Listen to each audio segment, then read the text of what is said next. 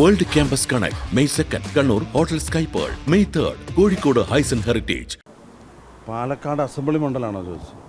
ഒരു സംശയവും വേണ്ട, നല്ല ഭൂരിപക്ഷത്തിന് UDF പാലക്കാട് നിയോജകമണ്ഡലത്തിൽ വിജയിക്കും. തുടക്കത്തിൽ ചില ആശങ്കകളൊക്കെ പലരും പ്രകടിപ്പിച്ചെങ്കിലും ആദ്യഘട്ടത്തിൽ തന്നെ മുന്നേറിയ രമേശ് പിഷാരടി അവസാന റൗണ്ടിലെത്തുമ്പോഴേക്കും കഴിഞ്ഞ ഭൂരിപക്ഷത്തിനോടൊപ്പം എത്തും.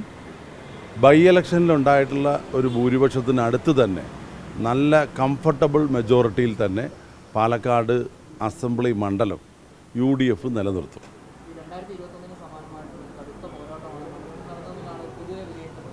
അത് പൊതുവെ പാലക്കാട് ജില്ലയിലും നല്ല ശക്തമായ മത്സരമാണ് നടന്നിട്ടുള്ളത്. കഴിഞ്ഞ തെരഞ്ഞെടുപ്പിലുണ്ടായിട്ടുള്ള ഒരു അപ്പർ ഹാൻഡ് LDFന് നിങ്ങൾക്കറിയാം, 12-ൽ 10 സീറ്റും LDF ആണ് ജയിച്ചത്. അതിൽ ഭൂരിപക്ഷം സീറ്റുകളും 25,000-ൻ്റെ മീതെ ഭൂരിപക്ഷത്തിലാണ് LDF വിജയിച്ചത്. പക്ഷേ ഇത്തവണ ആ ചരിത്രം തിരുത്തി കുറിക്കും. UDFന് അതിശക്തമായ ഒരു മുന്നേറ്റമാണ് ഈ തെരഞ്ഞെടുപ്പിലുടനീളം കണ്ടിട്ടുള്ളത്. 10 വർഷത്തെ ഭരണവിരുദ്ധ വികാരം കൃത്യമായി പ്രതിഫലിച്ച ഒരു ജില്ലയാണ് പാലക്കാട് ജില്ല. 2 മന്ത്രിമാരുണ്ടായിട്ടും പാലക്കാട് ജില്ലയിലെ കർഷകരുൾപ്പെടെയുള്ള പൊതുസമൂഹത്തിന് ഈ ഗവൺമെൻറ് ഒന്നും ചെയ്തിട്ടില്ല എന്നുള്ള വളരെ വ്യക്തമായിട്ടുള്ള വിമർശനമാണ് തെരഞ്ഞെടുപ്പിലുടനീളം ഉണ്ടായിട്ടുള്ളത്. അതുകൊണ്ട് ഗവൺമെൻറ് വിരുദ്ധ വികാരം ഒരു ഭാഗത്തും, അതുപോലെ LDFന് നേതൃത്വം നൽകിയിട്ടുള്ള CPMലെ അന്തഛിദ്രവും അഭിപ്രായ വ്യത്യാസവും അതിരൂക്ഷമായ ഒരു കാലഘട്ടമായിരുന്നു ഈ കഴിഞ്ഞ ഏതാനും മാസങ്ങൾ. അതിൻ്റെ പ്രതിഫലനവും വളരെ ശക്തമായിട്ടുണ്ടാകും. പരമ്പരാഗതമായിട്ടുള്ള കമ്മ്യൂണിസ്റ്റ് പാർട്ടിയുടെ, മാർക്സിസ്റ്റ് പാർട്ടിയുടെ പല കേന്ദ്രങ്ങളിലും വലിയ വിള്ളൽ വീഴ്ത്തിക്കൊണ്ടായിരിക്കും ഈ തെരഞ്ഞെടുപ്പ് ഫലം വരിക. കഴിഞ്ഞ തവണത്തെ പോലെ വലിയ മൃഗീയ ഭൂരിപക്ഷം ഈ ജില്ലയിൽ ഒരു സീറ്റിൽ പോലും CPMനുണ്ടാകില്ല. 12-ൽ 7 സീറ്റെങ്കിലും ചുരുങ്ങിയത്. അത് കൂടുതൽ ട്രെൻഡ് ഉണ്ടെങ്കിൽ ഇനി അതിലും കടക്കാനുള്ള സാധ്യതയുണ്ട്. എന്തായാലും 12-ൽ 7 സീറ്റെങ്കിലും UDF വ്യക്തമായ ഭൂരിപക്ഷത്തോടു കൂടി വിജയിക്കും.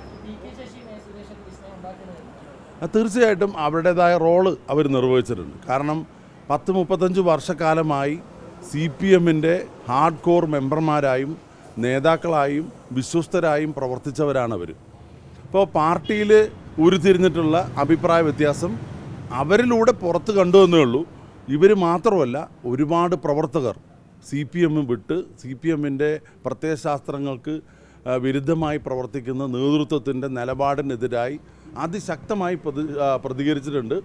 അത് വോട്ടാവും എന്നുള്ള നല്ല പ്രതീക്ഷയിലാണ് ഞങ്ങൾ. ഈ പാലക്കാട് മണ്ഡലത്തിലെ ന്യൂനപക്ഷ വോട്ടുകൾ UDFലെ എപ്പോഴും അധികമായി ലഭിക്കുന്ന ഒരു സാഹചര്യമാണ്. അതിലേതെങ്കിലും തരത്തിൽ വിള്ളൽ ഉണ്ടായിട്ടുണ്ട്? ഒരു സാധ്യതയില്ല. കാരണം പാലക്കാട് ഒരു മതേതര മനസ്സുള്ള മണ്ണാണ്.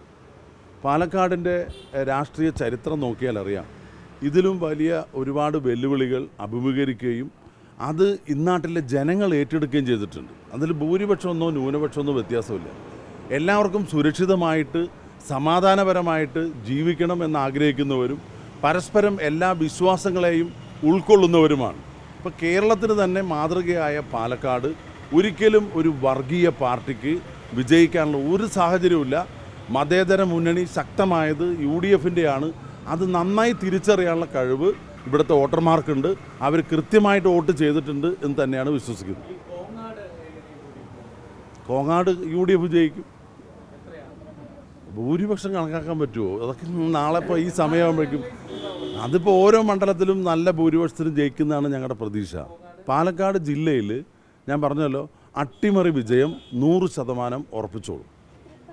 പാലക്കാട് ജില്ലയിൽ പരമ്പരാഗതമായി CPM ജയിച്ചിരുന്ന മണ്ഡലങ്ങൾ പലതും ഈ തെരഞ്ഞെടുപ്പിൽ അട്ടിമറിക്കപ്പെടും. ജനങ്ങൾ അതിന് തയ്യാറായിട്ടുള്ള വിധിയെഴുത്ത് നടത്തിയെന്നാണ് ജനങ്ങളിൽ നിന്നും ഞങ്ങൾക്ക് മനസ്സിലാകുന്നത്.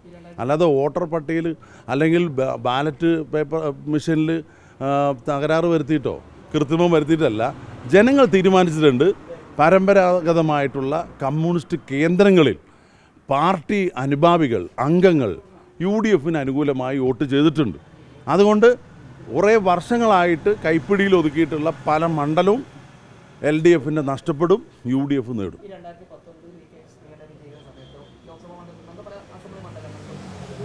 പക്ഷേ 21-ലെ തെരഞ്ഞെടുപ്പാകുമ്പോഴേക്കും ആ ലീഡൊക്കെ മറികടന്നാണ് LDF ആ മണ്ഡലങ്ങളെല്ലാം നേടിയത്. സമാന രീതിയിലൊരു സ്ഥിതി ഇത്തവണ ഉണ്ടാവാൻ സാധ്യതയില്ലേ? 24-ലെ തെരഞ്ഞെടുപ്പിൽ ഇതിനെല്ലാം മറികടന്നാണ് വീണ്ടും ലോക്സഭയിലേക്ക് ഞാൻ തെരഞ്ഞെടുക്കപ്പെട്ടു.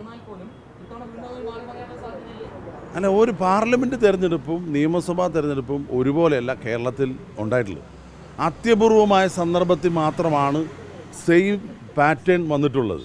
ഭൂരിപക്ഷം സമയത്തും വ്യത്യസ്തമായ നിലപാടെടുത്തത്.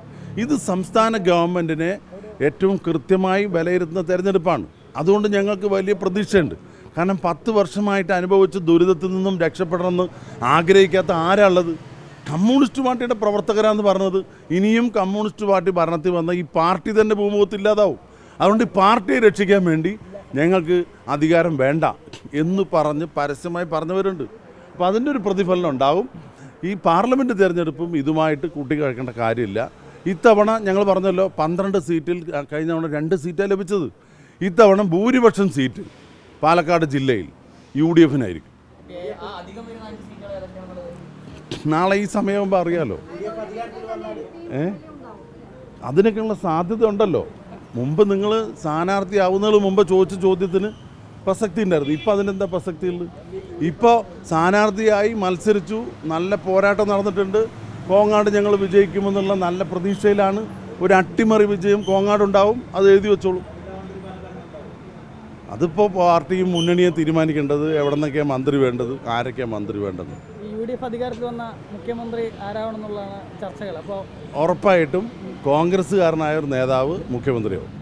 ആരെ കൂടുതൽ താല്പര്യം? എല്ലാവരോടും താല്പര്യമാണ്. ഏത് കോൺഗ്രസ് നേതാവാണെങ്കിലും അവരോട് കോൺഗ്രസ്സിലെ കേരളത്തിലുള്ള മുഴുവൻ പേർക്കും താല്പര്യമാണ്. പിന്നെ ഓരോരുത്തർക്ക് വേണ്ടിയിട്ട് അഭിപ്രായ പ്രകടനമൊക്കെ നടത്തിയെന്ന് വരും. ഒരു ജനാധിപത്യ പാർട്ടിയുണ്ട്. ഇത് കമ്മ്യൂണിസ്റ്റ് പാർട്ടി നടക്കില്ലല്ലോ. ഒരു അഭിപ്രായം പറഞ്ഞാൽ അവരെന്താവും അവരുടെ അവസ്ഥ നിങ്ങൾ ആലോചിച്ചോ. ഇതിൽ അഭിപ്രായമൊക്കെ പറയും, അതൊന്നും കാര്യമില്ല. തെരഞ്ഞെടുപ്പിൽ ഭൂരിപക്ഷം കിട്ടിയാൽ UDF കൂടും, കോൺഗ്രസിൻ്റെ ഹൈക്കമാൻഡ് കൂടും, അഭിപ്രായ സ്വരൂപീകരണം നടത്തും. അതിൻ്റേതായ ചില മാനദണ്ഡങ്ങളുണ്ട്. അത് പ്രഖ്യാപിച്ചു കഴിഞ്ഞാൽ എല്ലാവരും ഒരുമിച്ച് ഒറ്റക്കെട്ടായിട്ട് തന്നെ ആ മുഖ്യമന്ത്രിയോടൊപ്പം ഉണ്ടാവും, ഗവൺമെൻറ്റിനോടൊപ്പം ഉണ്ടാവും. എംപിക്ക് കോൺഗ്രസ്സുകാരോട് താല്പര്യം. ഇന്ത്യൻ നാഷണൽ കോൺഗ്രസിൻ്റെ ഏത് നേതാവാണെങ്കിലും MP അല്ല ഏതൊരു പ്രവർത്തകനും അംഗീകരിക്കും. നിങ്ങളിപ്പോൾ ഈ കാണുന്ന അഭിപ്രായമൊന്നും ഒരു വിഷയമായിട്ട് മാറില്ല. കേരളത്തിൽ ജനങ്ങൾ ആഗ്രഹിക്കുന്നത് ഒരു ഭരണമാറ്റമാണ്.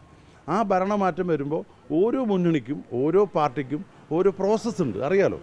നിയമസഭ തിരഞ്ഞെടുക്കപ്പെടുന്ന അംഗങ്ങളെ അവരുടെ അഭിപ്രായം കേട്ട് അന്തിമമായി ഞങ്ങളുടെ പാർട്ടി തീരുമാനിക്കുക കോൺഗ്രസിൻ്റെ ഹൈക്കമാൻഡാണ്. ആ ഹൈക്കമാൻഡ് തീരുമാനിച്ചു കഴിഞ്ഞാൽ 100% ഒരുമിച്ച് ഒറ്റക്കെട്ടായി 5 വർഷം ഏറ്റവും നല്ല ഭരണം, സൽഭരണം കാഴ്ചവെക്കുക എന്നുള്ളതാണ് ഞങ്ങളുടെ ഓരോരുത്തരുടെയും ലക്ഷ്യം.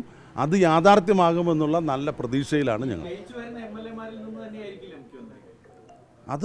അത് പാർട്ടിയല്ലേ തീരുമാനിക്കുക. ഒരു ജനാധിപത്യ സംവിധാനം ഉണ്ടല്ലോ. ആ ജനാധിപത്യ സംവിധാനത്തിൽ നിങ്ങൾക്കറിയാം, നേരത്തെ മത്സരിക്കണമെന്നുണ്ടോ? അങ്ങനെ നിയമമുണ്ടോ? മത്സരിച്ച് ജയിച്ച ആളെ MLA ആയിട്ട് പ്രഖ്യാപിക്കുന്നു. അതിൽ നിന്നും വേണമെങ്കിൽ തിരഞ്ഞെടുക്കാം. അതല്ലാതെ തന്നെ ഇതിനു മുമ്പും മന്ത്രിയായിട്ടുള്ള ആളുകളുണ്ട്, പല പാർട്ടിയിലുണ്ട്. 6 മാസത്തിനുള്ളിൽ MLA ആയാൽ മതിയെന്നുണ്ട്. ഇതെല്ലാം പാർട്ടിയാണ് പരിഗണിക്കുക. അത് ഞങ്ങളുടെ അഭിപ്രായത്തിനൊന്നും ഇതിൽ യാതൊരു പ്രസക്തിയില്ല. അല്ല, അതൊക്കെ നിങ്ങൾ ഉണ്ടാക്കുന്ന പുകമറകളാണ്, ഊഹാപോഹങ്ങളാണ്. അതിനെങ്ങനെ എനിക്ക് മറുപടി പറയാൻ പറ്റും?